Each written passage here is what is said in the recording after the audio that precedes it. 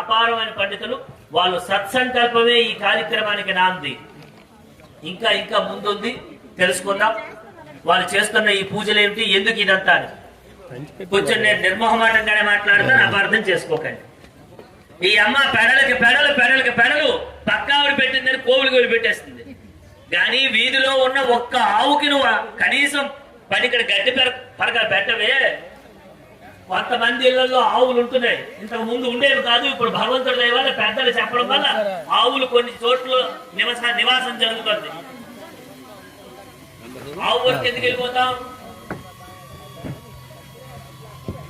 భైరవ పూజ. భక్తులు గారు ఏదైనా నీకు బాగులేదంటే భైరవ పూజ చెప్తారు, బాగుంది. చక్కగా భైరవ పూజ చేస్తావు. ఆ రోజు ఆ భైరవానికి ఎన్ని దండలు వేస్తావు, ఎన్ని పూజలు చేస్తావు. నిత్యంలో నీ ఇంటి ముందు పిల్లలు పెట్టిన భైరవుడు. భైరవుడు అంటే ఎవరు? ఒక్క ఆకలితో అలవలించి పిల్లల చుట్టూ అది తిరుగుతుంది. బాధ ఒక తల్లికి నీకు తెలుసు.